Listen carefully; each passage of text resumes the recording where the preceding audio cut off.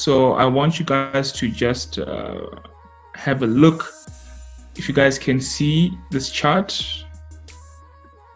where's the chart? All right. Can everybody see the charts that I have analyzed here? We have US30. Okay. So I am going to explain to you what is happening on this chart specifically, and then we're going to redo it together. And then more than that, we're going to go into and do maybe 2 or 3 more charts. It's important you do this for the currency pair you work with.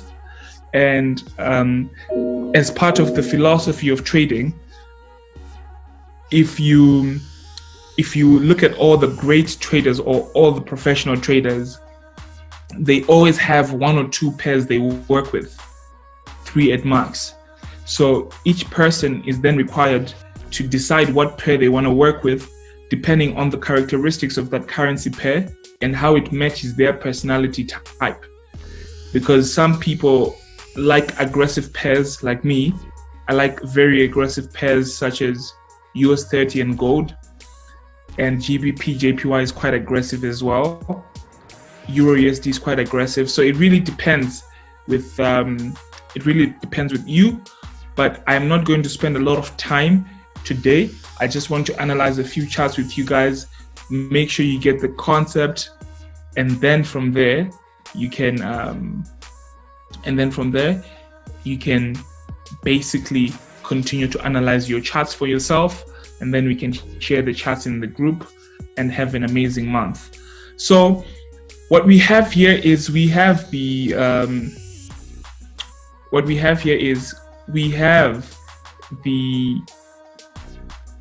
US30 chart, all right, and this is on a monthly time frame, and we can see that it started off the year, actually it ended off the year at an all-time high. You can see the chart goes all the way back from 2004. It started off the year at an all-time high, close to 30,000.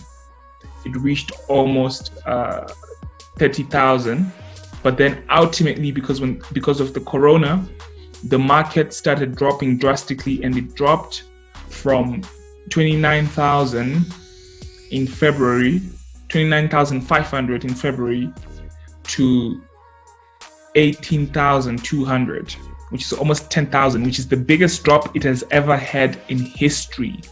In fact, March was the biggest drop US30 has ever had in history. The other time it had a massive drop was in the year 2008, when we had the recession, where it dropped from 12,000 all the way down to 6,000. So that was a drop of about 6,000 points. But the drop that it gave us in the month of February until March, or rather just in the month of February itself, we can see that it dropped about 6,000 points, and it continued to drop to 18,000, which was about 11,248, or rather 11,000 points that it dropped, which was an all-time low, which was an all-time drop. And then in the month of April, we started seeing the markets recover a bit more. And last month, which is May, we saw the market recover a little bit more. So since the drop, the market has recovered. The market has recovered up to 39%.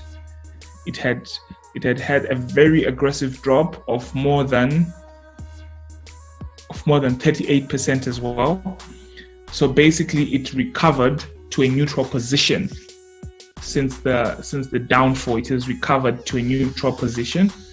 So I did my chart, and obviously I have an ascending channel only. The reason why I don't have a descending channel is because with this type of information on a monthly time frame, the descending channel is not really necessary, because by default the market is ascending. By default, the market has been ascending since its inception. So for that reason, a descending channel is not really necessary on the monthly time frame. But what I was able to identify was what we call the monthly resistance.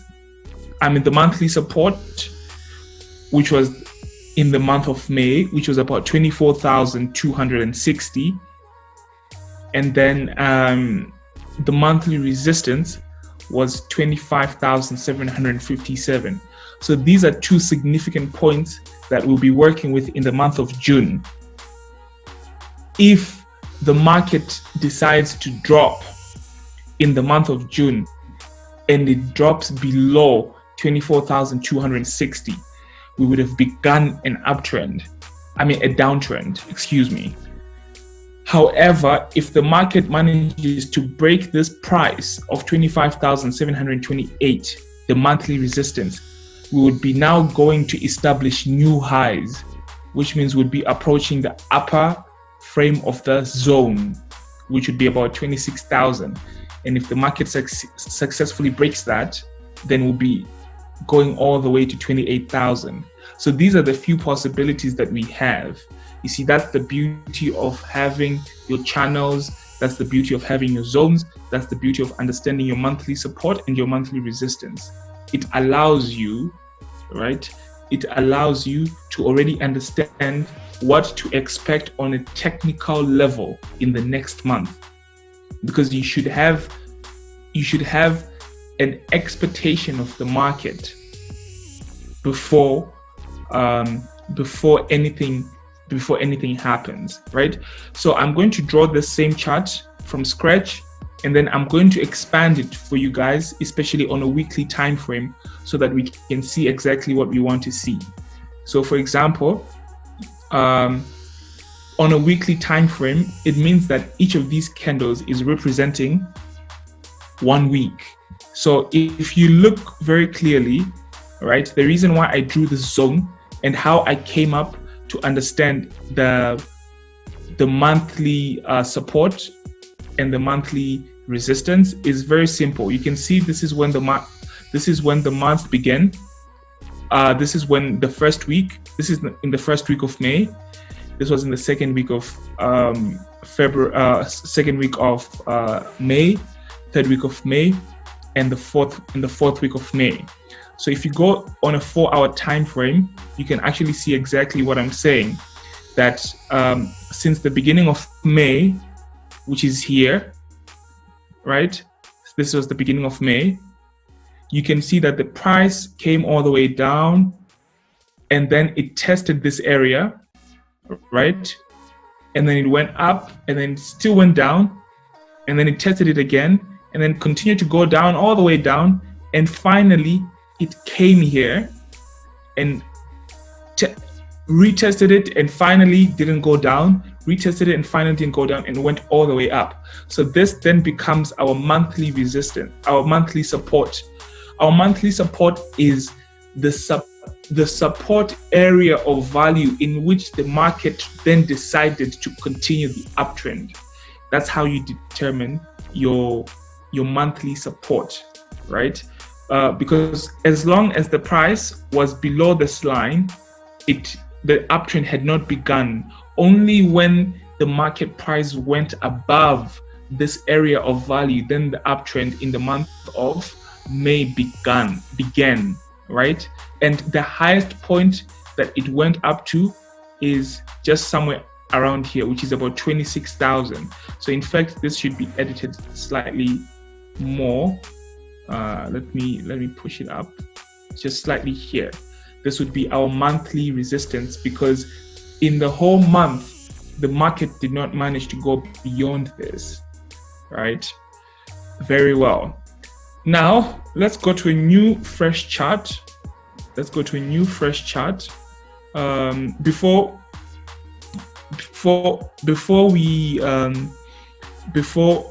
we begin to make our own chart in relation to this, does anybody have any questions in relation to what I explained just now? Does anybody have any questions in relation to what I explained just now?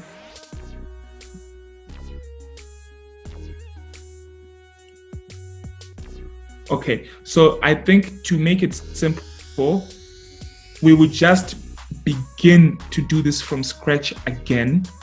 All right, so then you can understand step by step, so that it's easier, because what I was doing here is what we call reverse mechanism, and sometimes reverse mechanism doesn't work for certain people, right? So I understand that. So let's create a new chart. We would then revisit that chart together and then continue to analyze it from there. Okay, so in here,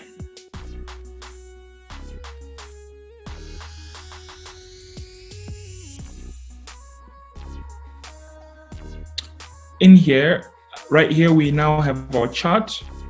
So let me name it US30 Zoom monthly. This is our monthly chart that we're going to use. This is our monthly chart that we're going to use to determine what is happening in the market and what will potentially happen next. Okay, so first things first, okay, I will go to the monthly time frame. And in the monthly time frame, I have a few options. You see, you need to have multiple charts of the same chart with different elements on it for you to be able to interpret it easily. What do I mean is, this is, for example, let me go on the monthly. This chart, for example, right? I didn't put in a descending channel because I don't want to crowd the information. But on a certain chart, I should actually put it. But it's okay. Let's just work with the ascending channel because, you know, it's much simpler. So the concept of an ascending channel is you take the lowest point of the most recent, you take the most recent lowest point, which is here, or you take the point whereby the downtrend, the uptrend began, right? So, and then you draw that, which means that the price was, it went up, retested, went up, retested, went up, retested, went up, retested, went up, went up, went up, retested, went up, and so on and so forth, you know, until it got into the zone, and then it went all the way up and finally dropped, but it still failed to break the uptrend. Had the market continued to go below this point, we would have now seen the market drop to this level. If it broke here, we would have seen the market drop to this level. If it broke here, we would see the market drop to this level. If it broke here, we would see the market drop here. These are the only possibilities available had the market continued to drop. And when the recession really hits, the market has the capacity to retrace to all of these levels, right? Okay, so now we have understood the first thing we want to do on our chart is to acknowledge the uptrend. And we want to create our ascending channel. And the philosophy of our ascending channel says, you draw the first line and then now you draw the second line, right? And of course, with the second line, you just want to make sure that you are having the best width possible. And your ascending channel or your ascending trend lines should be just touching the body. You shouldn't put your ascending channels here on the wick value, because when you do that, you miss out on the real content. You miss out on the real information, because the wick value is only where the market price reached, but it did not close there. It did not finalize there. All right. So that's why we never really want the wick value. We want our channel to be just touching the important points, like what's happening here. So now I've determined the width value, WIDTH, the width value and the wick value are different terms. The wick value is this. The width value is this. So right now what we're talking about is we're talking about the width value. Once you have determined the width of your channel, the third line you always replicate. So if you're drawing this on a smaller time frame, you would then need to draw your line, your ascending channel right here, okay? But the analysis you do on a monthly time frame is different to the analysis you do on a weekly and a daily time frame and the lower time frames, okay? Because the higher time frames give you the information in a much more obvious way. So there is really no need for you to do so much. So right now your goal is to just complete one ascending channel, and then you already have all the information you need about the market. Because clearly since 2009, the market has been in an uptrend, right?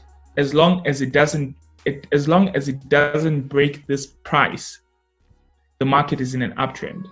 But I can tell you, with the way the world economy is moving, all market analysts are expecting the market to eventually fall off this point and start establishing new lower lows, which means the recession is coming. This was just a taste of what can happen in the recession.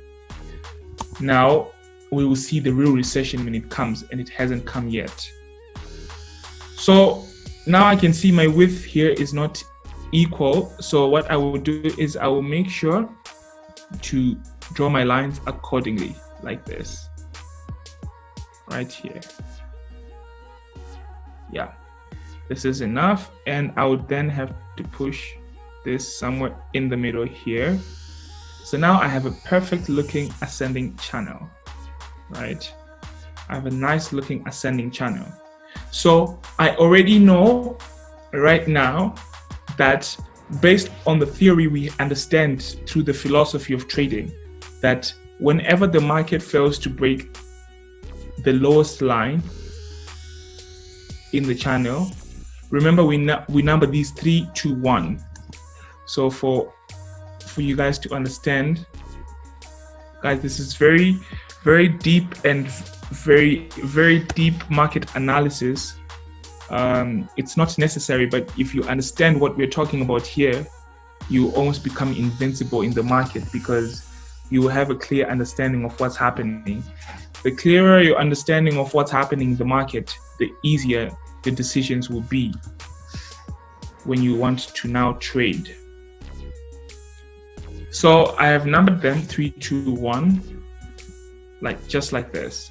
So in the theory of the philosophy of trading, we know that if the price fails to break 1, it will immediately go to number 2.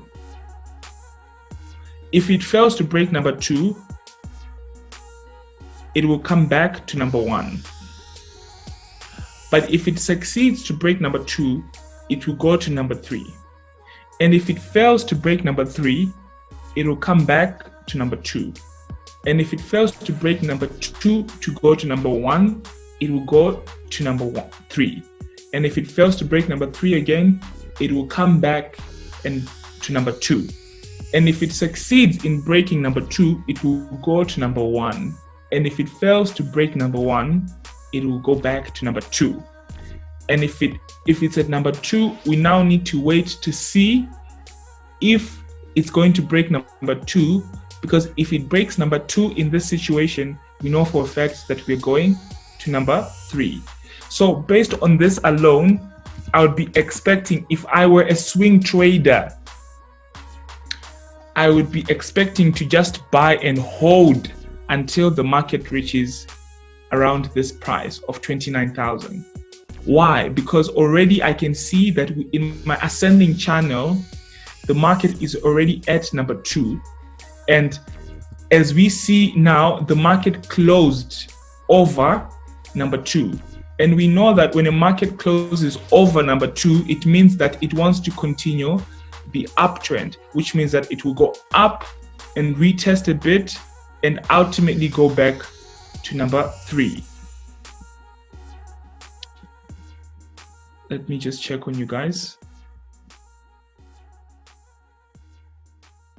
Let me just check on you guys. Are we okay? Are we okay? Are we okay? Are we okay? Are you following, guys? Are you following? Are you following? Are we together? I want some responses. I want some responses. You guys are too quiet. We are following, my guy. Very well. Thank you for your confirmation.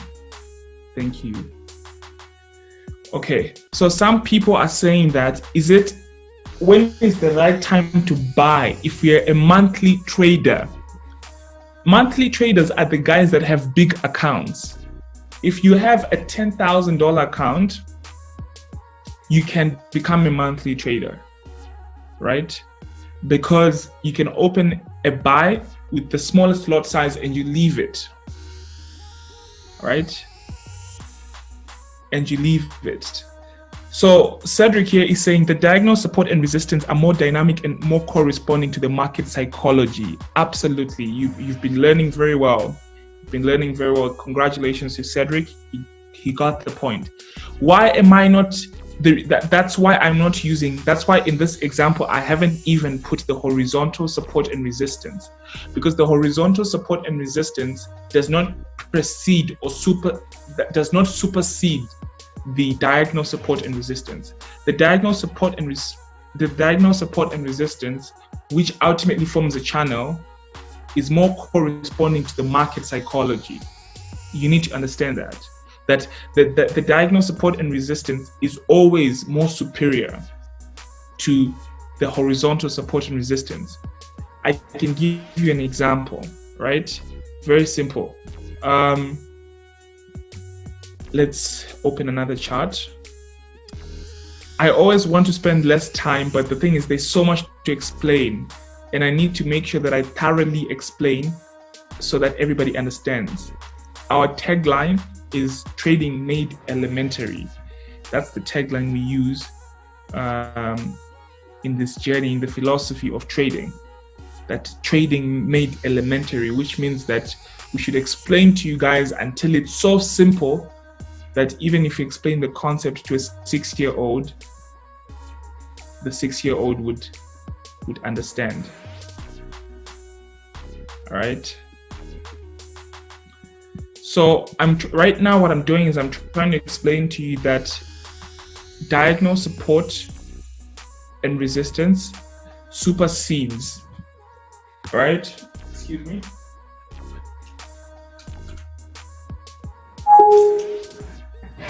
I apologize, I just need to charge.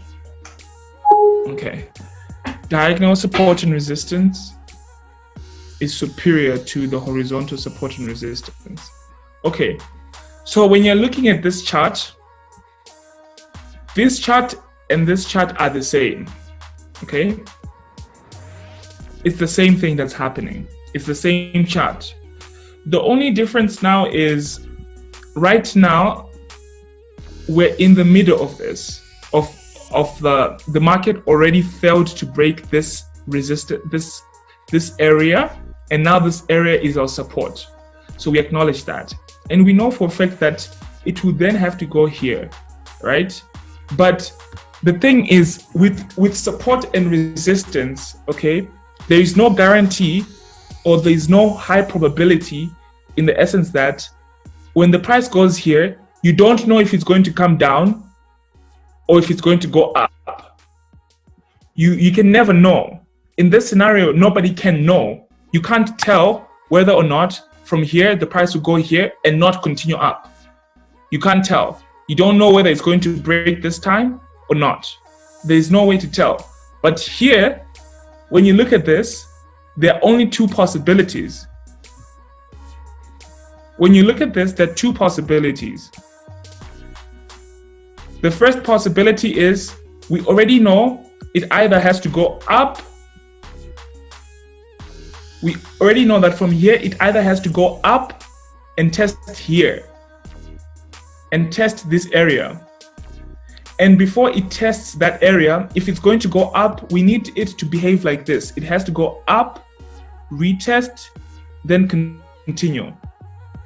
And if it's not going to give us that option, right, then we know that we have another option, which is the second option. And the second option is we would need the price to come down, retest, then go down here. So when you're using diagonal support and resistance, what's actually happening is you're limiting the options that you have so that you may increase the probabilities of you understanding what direction the market wants to take. So if we're using this concept of the ascending channels, right? I know for a fact that right now, I just have to wait for it to go up, down, and then if it fails to break, I know for a fact it's just going to go up there. That's it. Or if it's going to go down, I want to see it go down, retest, and go down. Literally, those are my two options. So if I'm a swing trader, I'm just waiting for those two possibilities to happen and I'm done. That's it. Then I already enter my trades and make money. Very simple. All right? Are we together, guys? Today is a bit technical, right? Today Yes. not very exciting. Yes, we are at the Very well. Okay. Very well. Okay. So let's continue. So now, the second thing that we want to do, right?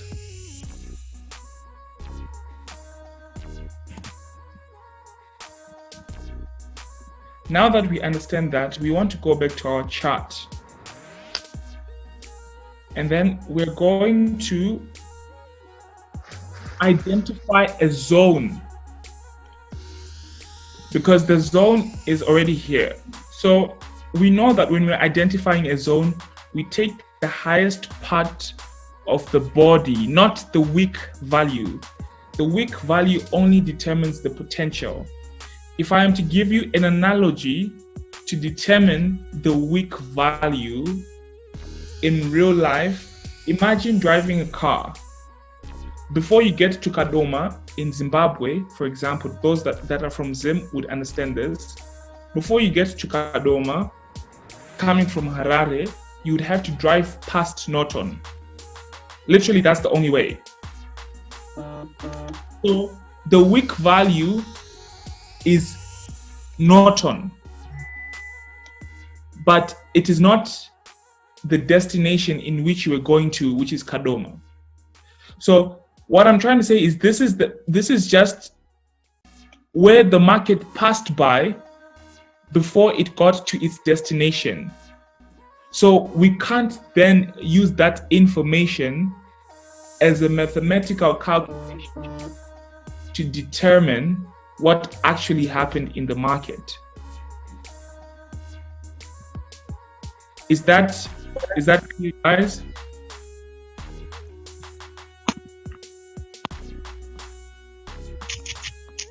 Is that clear?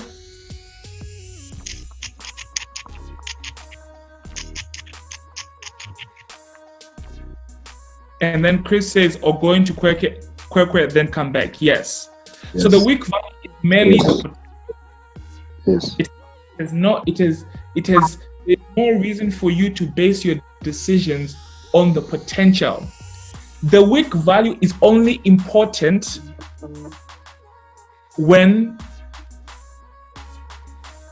the weak value is only important when now you're calculating the potential of the next move. What do I mean? What I mean by that is the most recent highest weak value can be used as a reference to which the current market price would test that as a potential place or potential area of value. What do I mean by that? If I were to buy, if I were to buy in this uptrend right now. Hold on, I just want to mute everyone.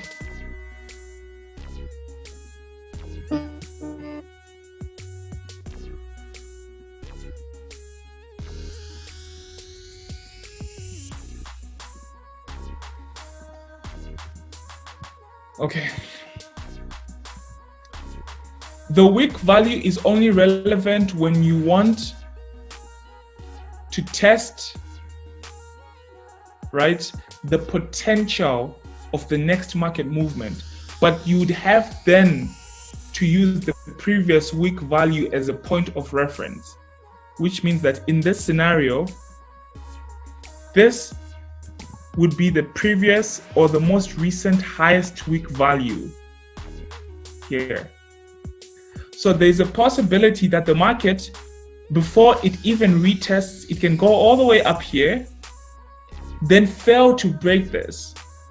Because the last time it passed by that area of value, it failed to break that area of value, which then turned into resistance. For that reason, it will fail to break it again and go down. But the second time, if it then fails to break this area of value, which is then more significant than the weak value, because this area of value has been respected from a very long time ago, and it's actually respecting the ascending channel. So for that reason, if it fails to break here, I know for a fact that it's going to go up here. So for my retest, I would actually be waiting for a move like this.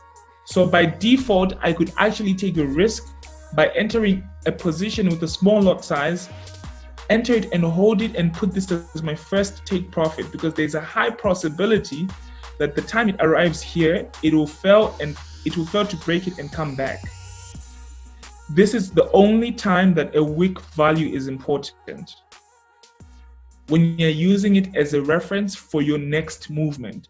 But it is only by taking the most highest or lowest recent weak value.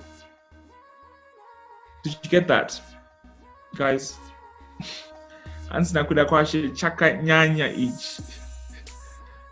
Yes, guys, it gets very deep, but it's also very simple. Right? It gets very deep, but it's very simple at the same time. If you get this, if you don't really change your life through trading, then probably you don't want to do it, because this is as elementary as I can make it for you.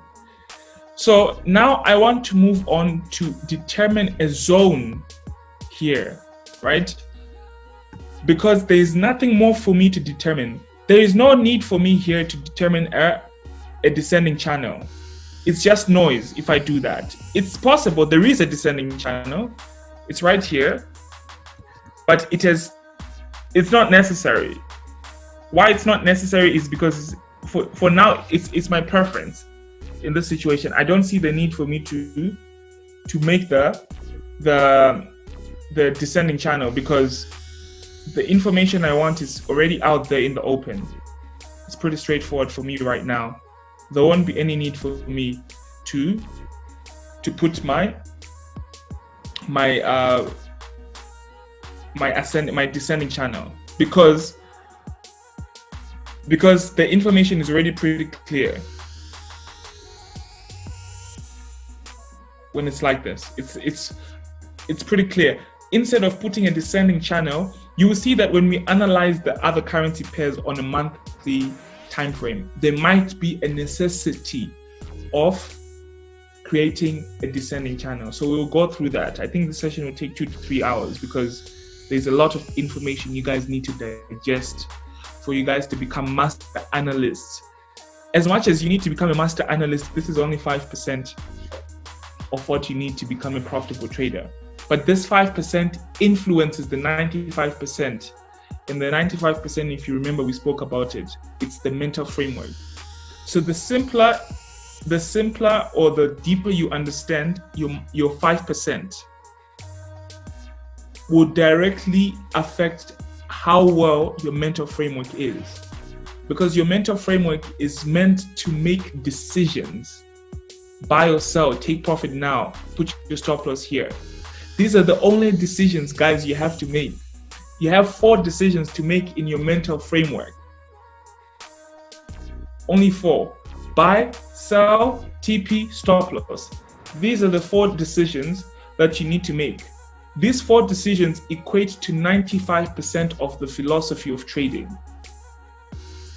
But these 4 decisions are based, all right? These 4 decisions are based on you understanding the 5%. But in the arena of the 5%, there are multiple decisions you have to make. And those decisions are create an ascending channel, a descending channel, a zone, and your support and resistance. Also, another set of 4 decisions in relation to the philosophy of trading. Of course, in these 4 decisions that we spoke about, creating an ascending channel, descending channel, support and resistance, and zone creation, right? You're allowed to add other confirmations depending on your trading personality and the information you had before you interacted with the All White Baba and the philosophy of trading. But in the arena of the philosophy of trading, if you just take these 4 decisions, if you understand how to make these 4 decisions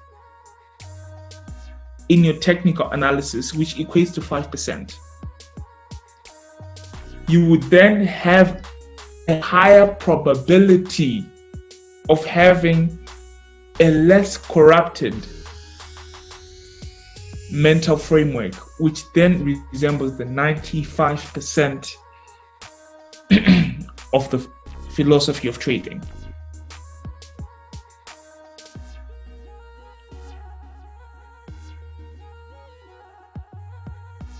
So you have 4 decisions to make on your technical analysis. In the realm of technical analysis, you have 4 decisions to make in the realm of mental framework. So you have a total of 8 decisions. That's it. You can revolve around these decisions over and over, and you can become profitable. Simple enough for every average person to understand. An average person with average intelligence and basic education can comprehend this. I was speaking to a friend of mine a few days ago, and I explained to her the fence strategy. Within 5 minutes of conversation, she has never traded a day in her life. Within 5 minutes of conversation, I was already asking her, so where do I buy, here or here? And then she was already understanding. She was already telling me where I should put my buy-sell signals, because that is the purpose of the philosophy of trading. It is to make trading an elementary activity. Okay, so now we proceed. So here now I want to create my zone, and remember we take the highest part of the body in the zone and the lowest part of the body in the zone, which is right here. So what have I determined here? By this alone, I have already determined an important support and an important resistance. This is already enough for me to make important decisions. So now with this, I can see that the market price is currently in the middle of my trend line, of my ascending channel, with the possibility of the market retesting, right? With the possibility of the market retesting this line number 2, going to the top here. So this will be my first take profit. And this week value will be my second take profit. And the top here would be my third take profit. With this alone, I can already understand that if the price doesn't go below this ascending median trend line, the next destination it's going is here. That alone is a signal, which means that I could literally today make a decision that as long as the market doesn't break below this, I will buy and I will hold my trade until here. And for you to get 100% probability on the market reaching to this price, there's only one thing that has to happen. The market shouldn't break this and continue going down. As long as the market doesn't break this area of value or this trend line, it has to go to this destination.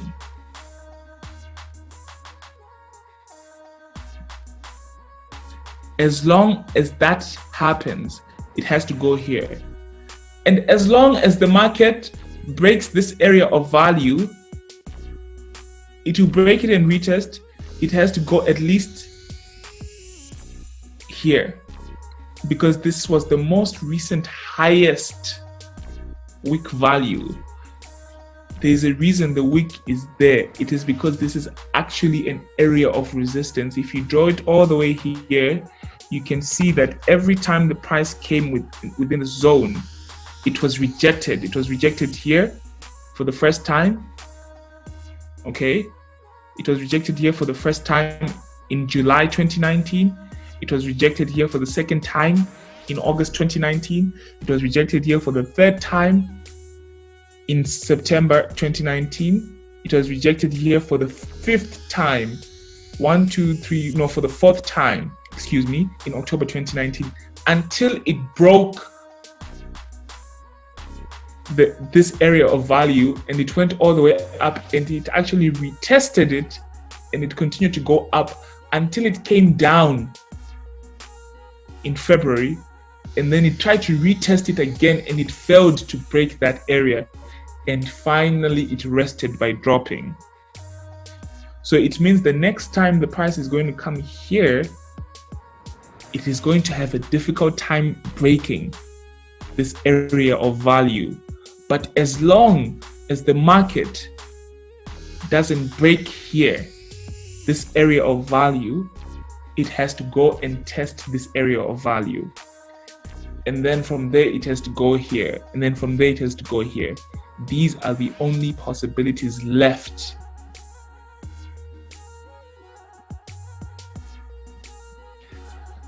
So now I have understood the overall concept of what is happening on a monthly time frame, right? So I want to expand that information. What will I do? I then now come and break down this information on a weekly chart. If you remember how we come up with our fans for our charts is we start on a daily chart, we go to the 4 hour, then we go to the 1 hour. That's how we normally make our zones, our trend lines, our support and resistance. But when you're analyzing on a larger scale, you also use the same concept of 3. Monthly time frame, weekly time frame, and daily time frame. That's how you do a general market analysis for a larger time frame. The concepts are the same. The time frames are different. Are you following? Are you following, my friends? How are we so far? Any revelations? Any insights? Any revelations? Any insights? Very well. Very well, very well. Enlightenment. I see you, Tichara. Well done. Well done. Remove the poverty in us. Murmuz Baba. Amen. And value decreases. So enlightening, says Aubrey. Very well, very well, very well. Very well.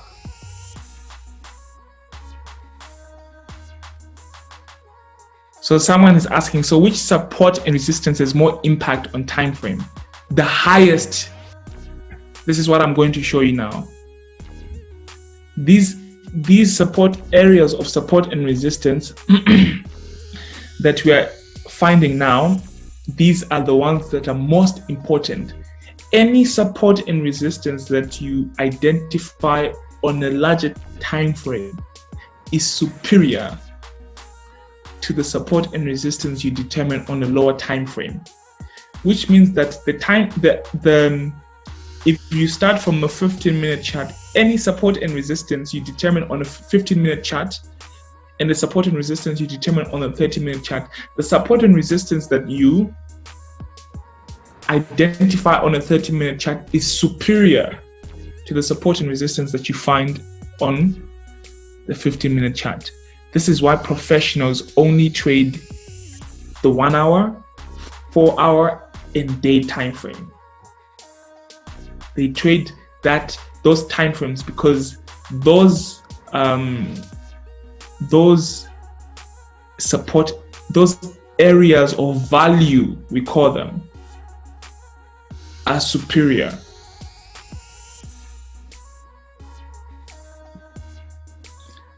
So now we've moved to the weekly time frame.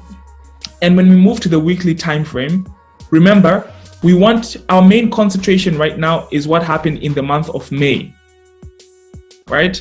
So when we come here, we already see that from around here,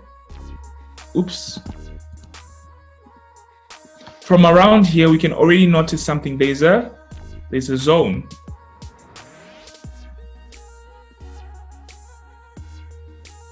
And you know how we draw the zone? We take the lowest body and the highest body, and we have our zone. So now, let me change it to red. Right. So here now we already have a zone that we have determined on the weekly time frame. All right. If you wish, you can actually start adding your support and resistance here.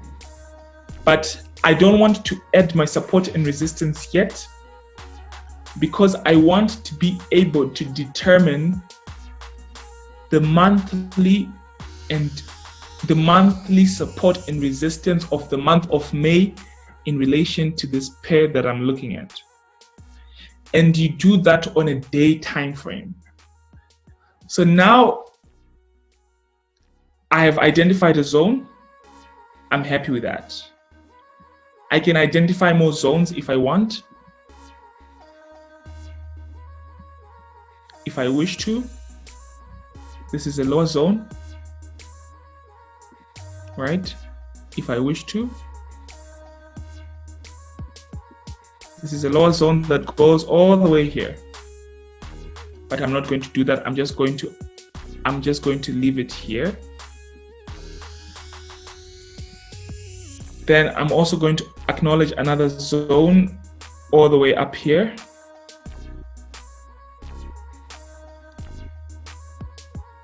All right.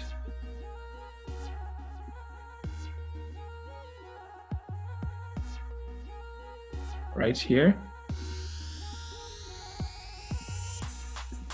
Then I'm going to change it to green. Then I'm going to reduce the opacity of that. That's why the price is getting rejected here a bit, because it's entering a new zone. The moment it enters this zone, right, it will give you a move like this to go up down, then boom shakalaka, boom until here. And then here to go up, down, then boom shakalaka, boom until here. And then if it breaks this area, it will go again, boom, up, down, and then boom shakalaka, boom until here. With this being the final destination of this analysis.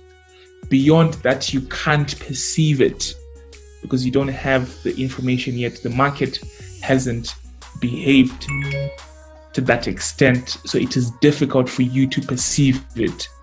Only work with what you can perceive, work with the information that the market is giving you. So now I will go to a lower time frame to determine, in fact, I'm going to delete this zone. I'm going to delete this.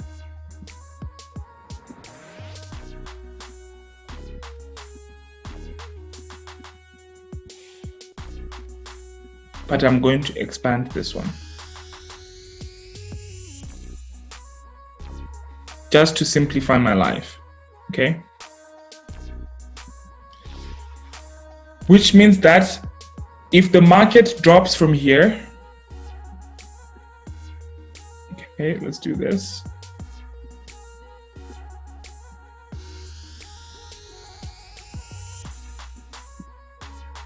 Should the market drop, okay, it will drop, retest, and ultimately drop here first, take profit 1, then go in, retest, drop until here, take profit 2, then drop, retest, this could be a take profit 3, drop, retest, take profit 4, with this being the final destination of what we can perceive with the information we've been given.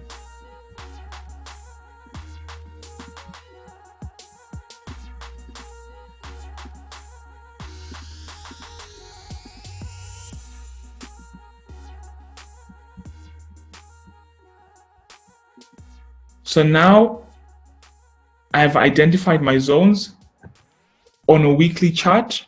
So I'm happy. My upper zone, my lower zone. If I want to even determine another zone, I can determine one up here.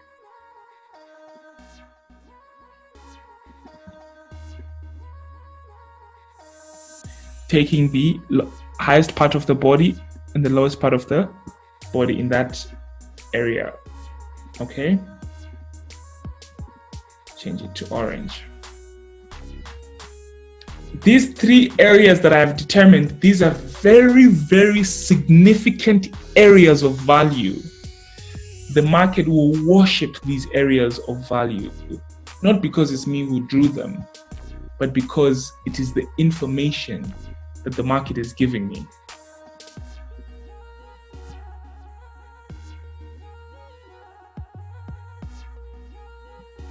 How do you determine the end of the zone? You take the highest part of the body, like here, right? The highest part of the body is here, not the wick value, and the lowest part of the body is here. That's it. And then you just expand it to as long as you want.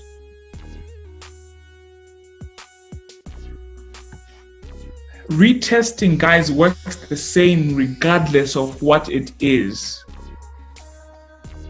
What I mean is, for example, if the price goes up, right, it will come back down here. If it wants to go up, if it wants to continue the upward momentum, it will have to go up and retest, then go up here.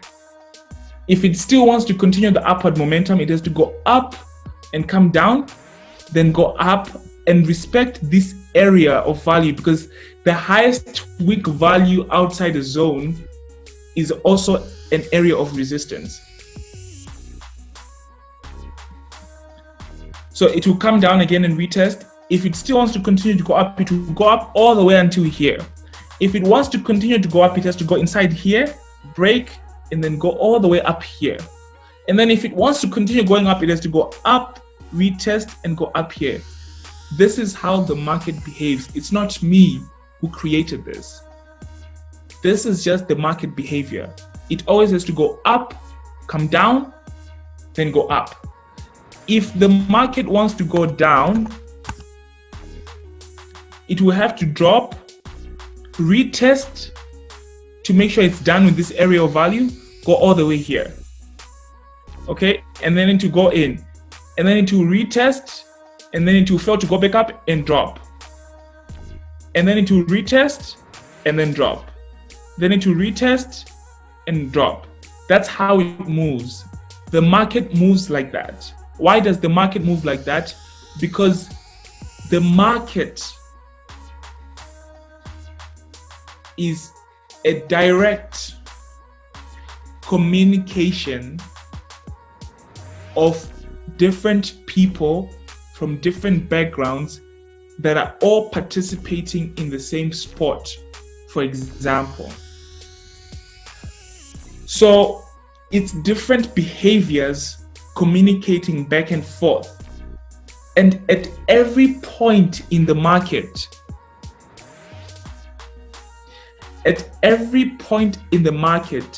there's someone who is winning. There's one group that is winning, and there is another group that is losing. We are categorized in two in the market: the bulls and the bears. The bulls are those that are buying. The bears are those that are selling. So the market is a constant battle between the bulls and the bears, the buyers and the sellers. And depending on which group has more participants,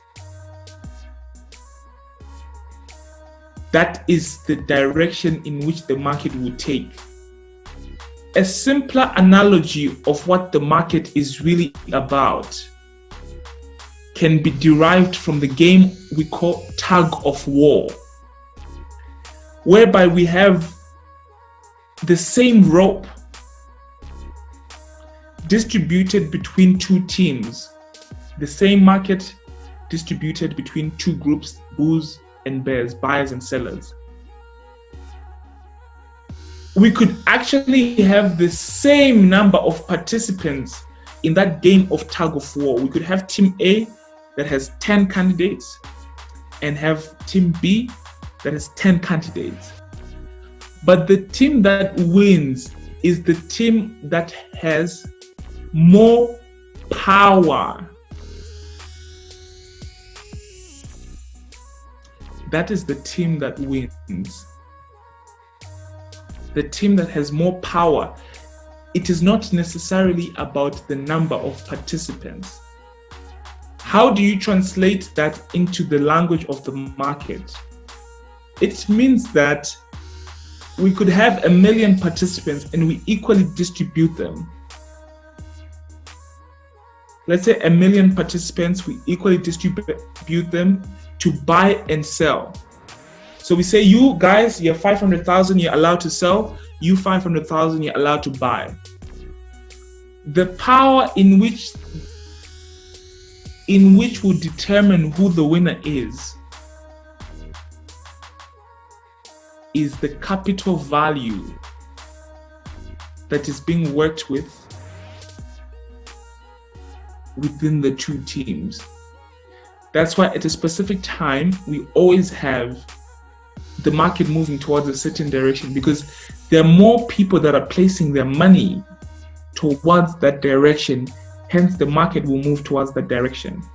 So what we are doing now is we are using the previous market behavior, because that is what people use to determine the upcoming market behavior. So now we're using a framework in which all perceptions, personality types, trader types are encompassed or accommodated. That's why we can then have a framework in which we can get high probability trades. Are we together? Can I get an amen? Can I get an amen? Aubrey says, I wonder how you got such golden information. The way price is at the middle line almost seems like a coincidence, but it's just how the market was designed. Wow, you need to be kept safe. Such information is dangerous to one's life. Amen. Indeed. The information comes from above. I myself, I don't understand how or where I got the information because I've only read 2 trading books in my life and I have not finished either of them. Don't be like me. Please finish these trading books. They contain enough information. I was just given the gift by God, the gift of expanding and understanding a concept, which means that if somebody explains to me a concept, there is a higher possibility that I can already wrap my head around that concept and continue that concept, because every concept comes with a set of rules or principles. So the moment I get the concept, the principles of the concept reveal themselves to me. That's how I got the information. I understood a few concepts and then I expanded them to my understanding and my experience. Okay, let's continue. So now we have done our analysis on the monthly chart. We have gone to the weekly chart to determine zones, and zones are only areas of value, or another word of support and resistance. That's why you see I didn't draw a lot of lines for support and resistance, because here we want to understand that we want to understand the overall support and resistance, the key valued areas before the month begins, right? Before the month begins.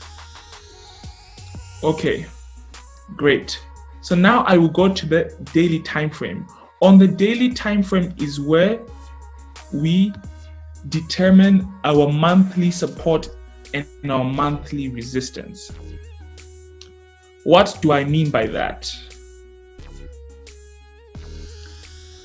Our monthly support is the area of value in which, when the market in that specific month, our area of support, our monthly support, is the area in which, in that month, when it was tested, it then began to go up. That is our monthly support. And our monthly resistance is the highest price value the market reached within that month. It means that our monthly support can only be 1, and our monthly resistance can only be 1, which means we have 1 monthly support and 1 monthly resistance. So when you come here, you can start to see that this candle, on this candle was the 1st of May. The price came all the way here, and it went up, then it went down. Finally, it went up, then it retested the zone. Like I told you, the market always has to go up, retest, then go. It went up, retest, then it went up. So our first monthly support would be right here, right? So we can have only 1 monthly support that is relevant, or that is major, or that is superior to the others. But we can have a few other layers of support in the same month. For example, this would be our lowest support. this would be our second lowest, and this would be our third lowest. So we have already determined these lines, these areas of value in the previous time frames. We've already determined them already. Now it's just about naming them. So the one that I would choose would be the one that was most frequently tested in that specific month. That is the one that we would take as our monthly support. So was this frequently tested? No. It was tested 1, 2, 3, 4 times. So it was tested 4 times. Okay? Then we come here. This one was tested 1, 2, 3, 4, 5, 6, 7 times. Do we have any other support area that was tested 7 times? The answer is no. So that area becomes our monthly support.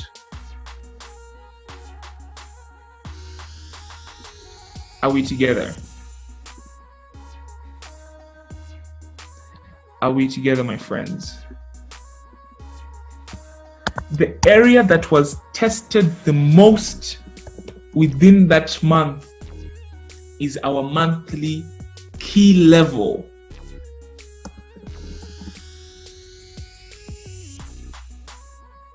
So we've agreed that yes, the month started here. 1 May was here. This area was tested 1, 2, 3, 4, 5, 6, 7, 8, 9, 10, right? So this area was also tested 10 times. Let's start again. This was the 1st of May, right? This was the 1st of May. This support area was tested 1, 2, 3, 4, 5, 6, 7, 8, 9, 10. So we will have to determine, we would have to take this as our monthly support. I would have to take the second one, this one, the first one. This lowest point, yes, this was the lowest point in that month. In fact, the lowest point is determined by the week value. That's the lowest point in that month, which is here.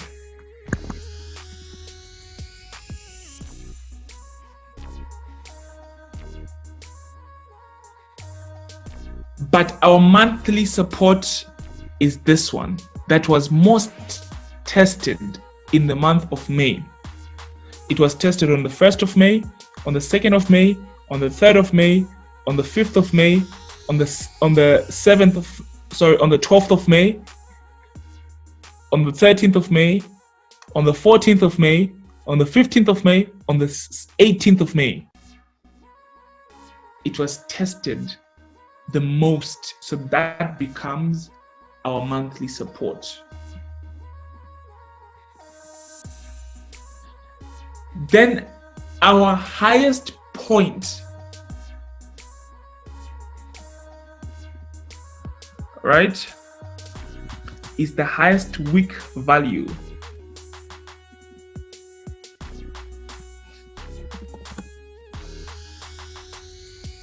Which is here.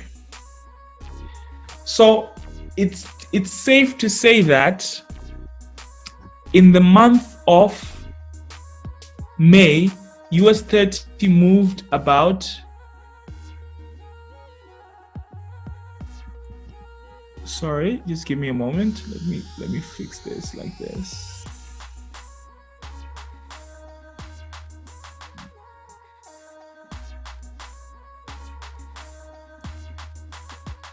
This is priceless information, my friends.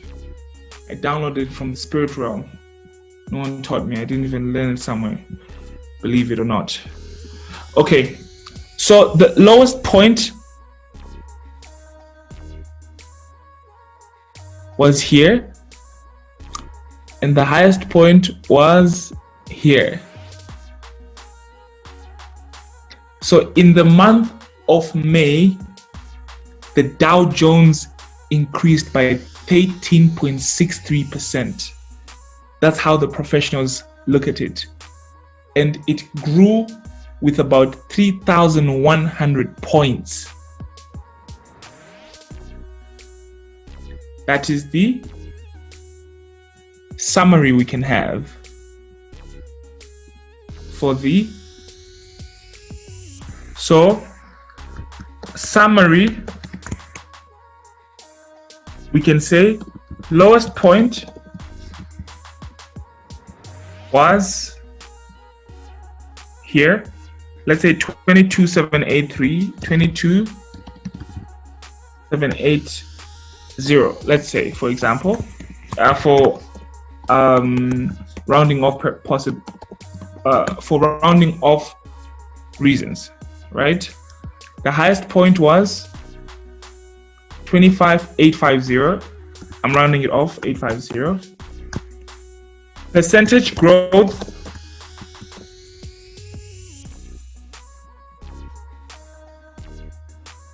growth was about 13.8. 13.8%. Okay. Monthly support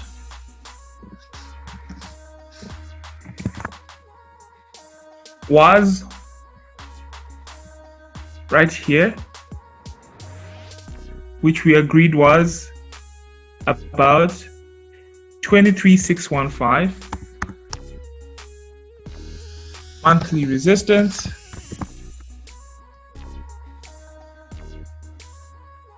our monthly resistance will not be the highest point unless the highest point is the most frequently tested area of value in the essence of resistance. Our highest point is not our monthly resistance. Our monthly resistance is that area of value at the highest point which was most frequently tested, which means that it is just somewhere around here, 25,510. It was tested on the 27th of May. It was tested on the 28th of May. It was tested on the 29th of May. It is this area that was tested the most. Had this candle not been available, then this point would be our monthly resistance. Okay. Jesus Christ, where's all that information I typed? Uh-oh. God, I didn't save it.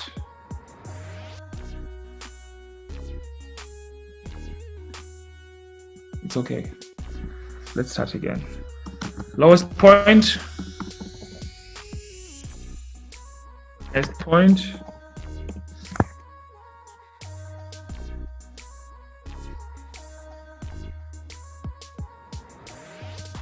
Okay, I found it. I don't have to rewrite it. Thank God. I was willing to rewrite it. Always be willing to start over at any time, because such is life. Okay, so our monthly resistance. Now, this is a bit of a challenge for people to understand, right? But it's the one place that was tested most frequently, which was this area. It broke it. It came back. But I'm just going to take this upper point because this candle is incomplete. So I'll take the highest point of the body value, which is about 25,600. And I'm going to add a line there.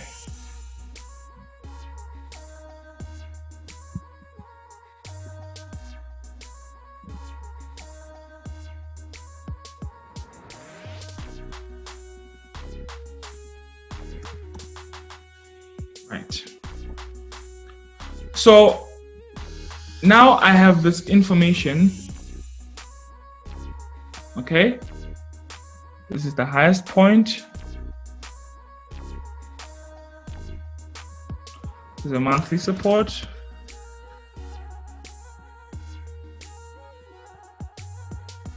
This is the monthly resistance.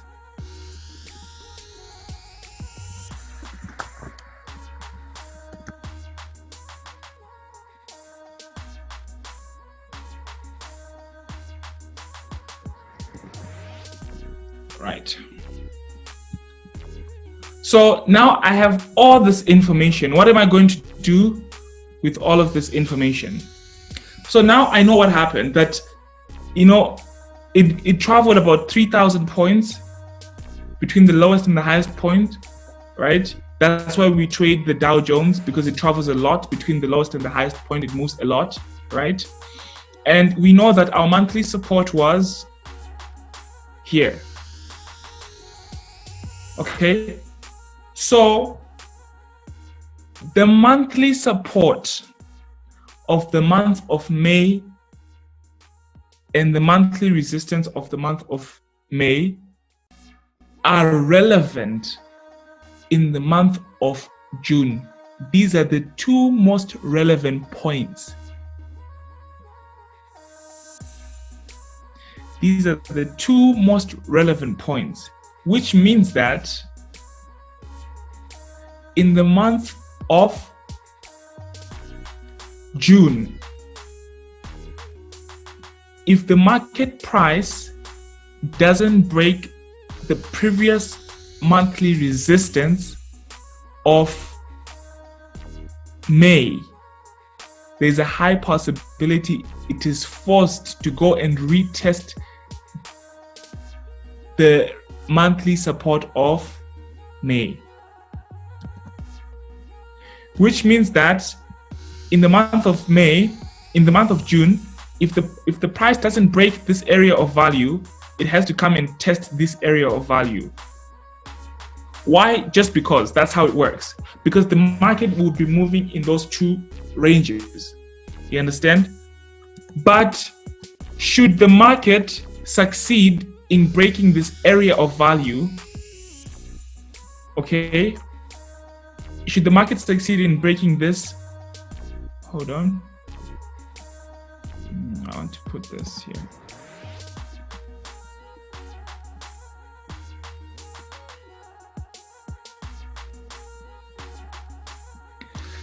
Should the market succeed, okay, let's put this here a bit.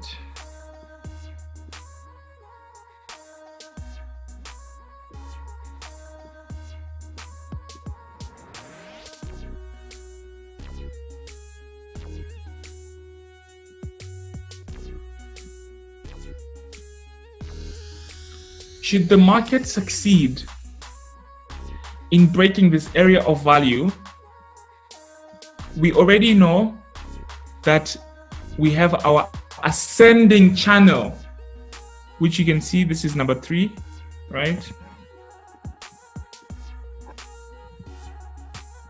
Hold on, where are my numbers?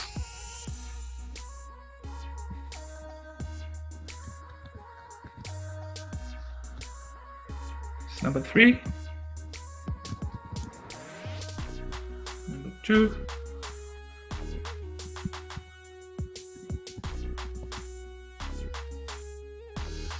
number 1. So, should the market succeed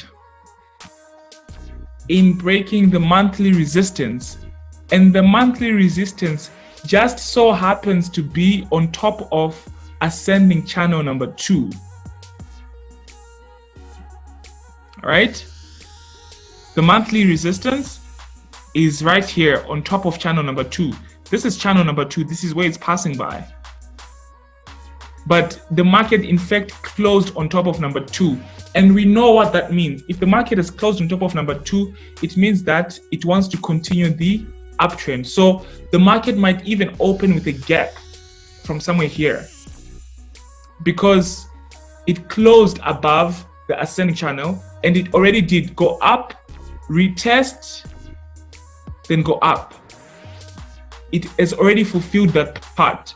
So it has already fulfilled the go up, come down. Now it just needs to fulfill the last half of the bargain.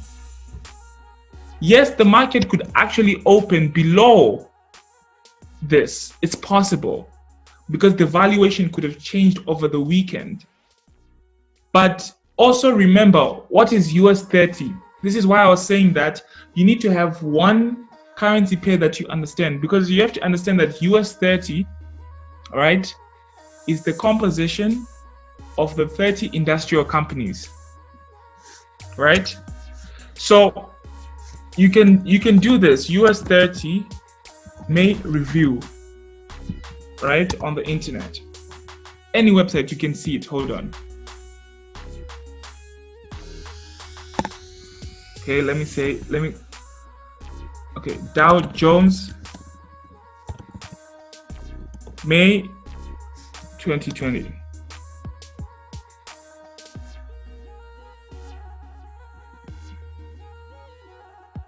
Right? So you can then just check what's happening with the 30 companies in the Dow Jones, their overall performance.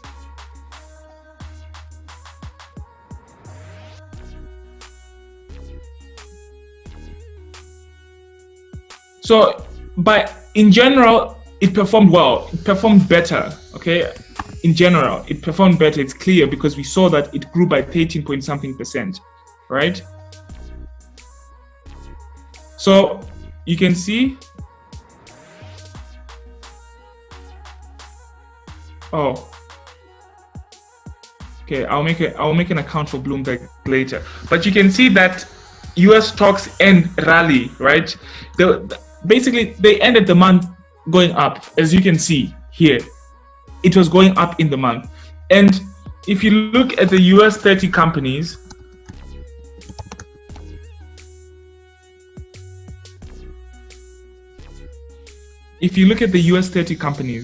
right?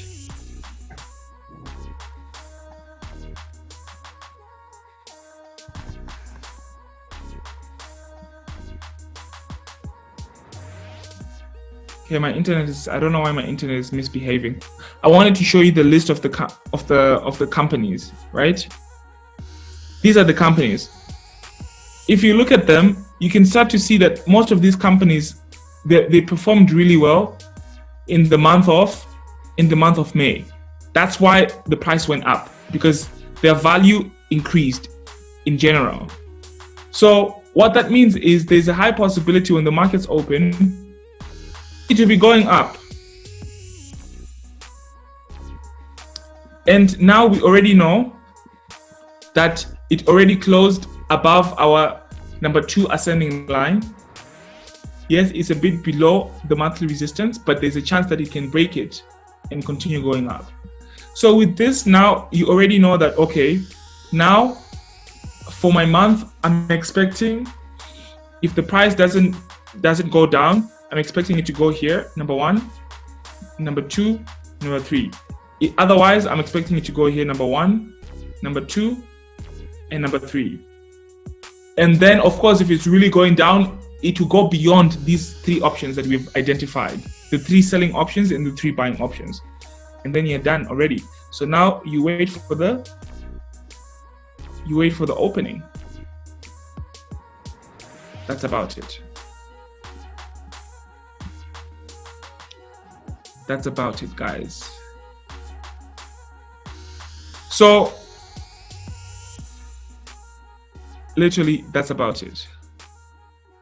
So someone is saying monthly resistance is tricky. No, it's not.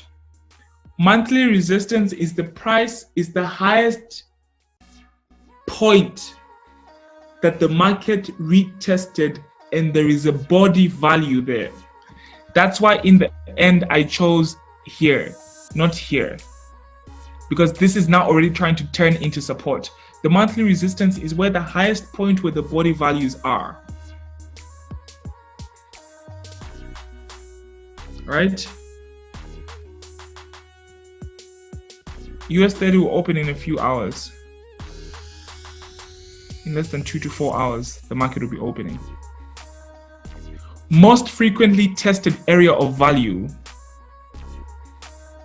is what we call the resistance or support, depending on how frequently it was tested. That's about it. So with this information, what do you do with it? Now you already know how the market behaved. You have all the stats. Yes, you need to do this monthly, and you need to save this chart,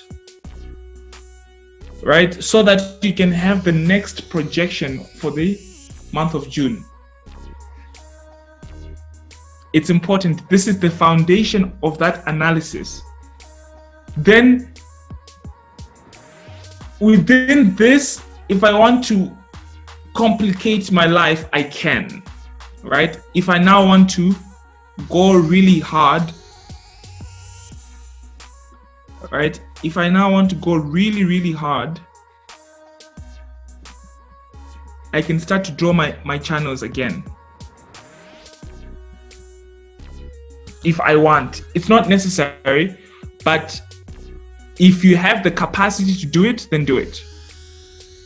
Okay?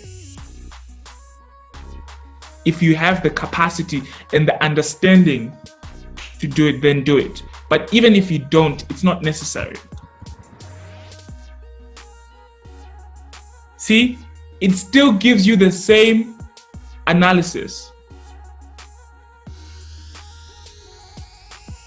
It still gives you the same analysis. Literally, it still gives you the same analysis if you add the ascending channel. It means that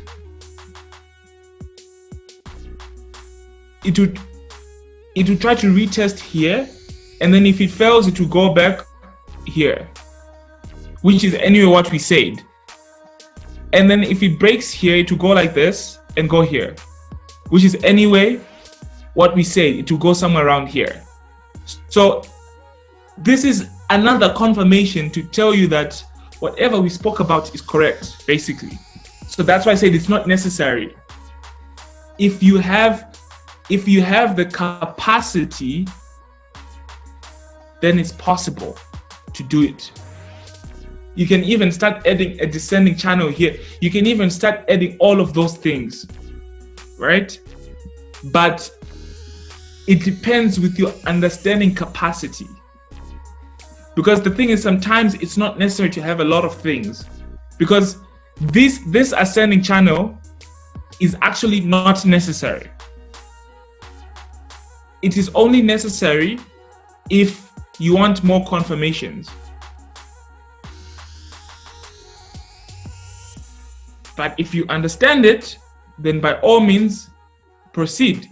In fact, start drawing a descending channel.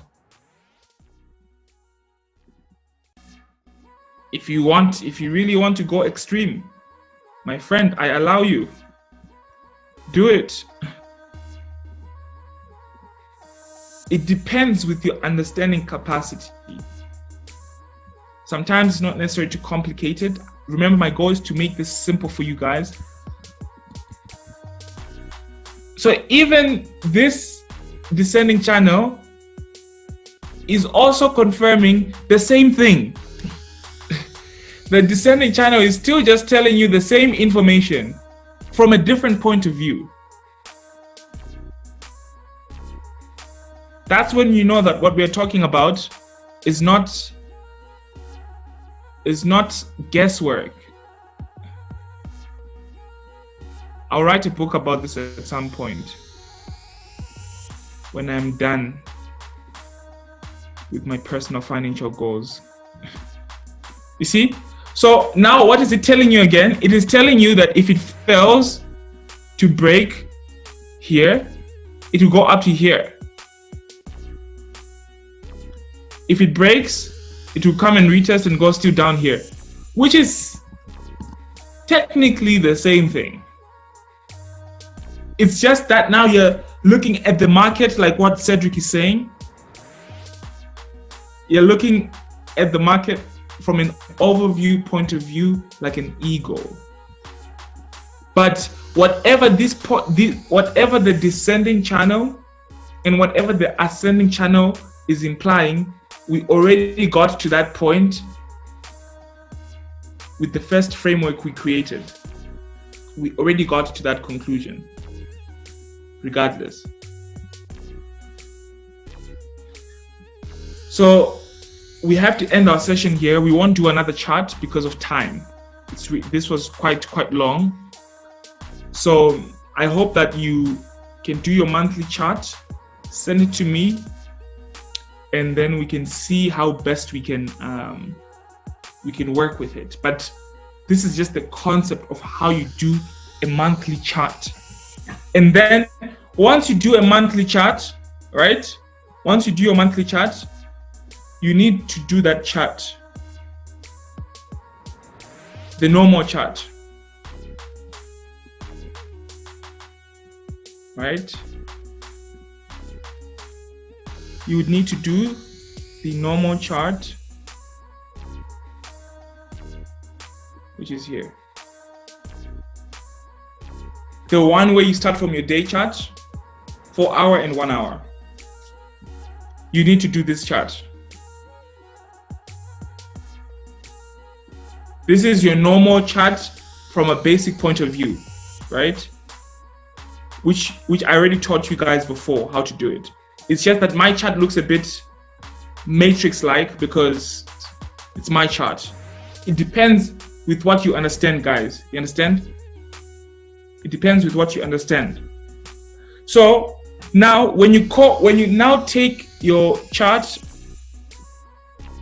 this is the normal chart. Let's go to a 1 hour time frame. Okay. When you now take this chart, the one you have on your 1 hour time frame, mine looks a bit dirty, but I understand every line. You see, you can put as many lines as you want, as long as you understand it. I understand it. Your chart doesn't have to look like this. All right.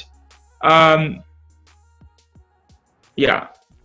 Cedric is saying, please, can you please extend the period for the group fund to be open, please? That's difficult, but let's see what will happen. So now I want to show you something. Close this one. Yeah. You see, we have understood that the market is approaching. If it breaks here, if it breaks 25, if it breaks this area of value, we know that it's going to 26,500, right? So if you then go to this chart, you know that, look what's happening. I just want you guys to be able to compare, right? So we know if the price breaks 25,500, excuse me, it's going to go to at least 26,660. If you go here, you start to realize that 26,660 is all the way up there. All the way up there. Right? All the way up there. Which means that now you already know that your chart is telling you the same story. Your chart is telling you the same story. It's just that this chart will allow you to have more entries on a smaller time frame. You see, the market has to do one.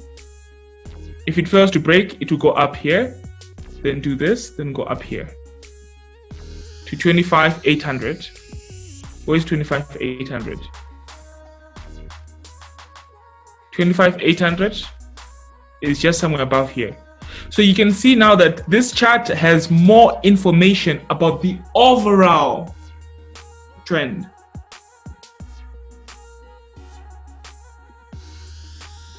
And this chart is giving you more precise entries for now.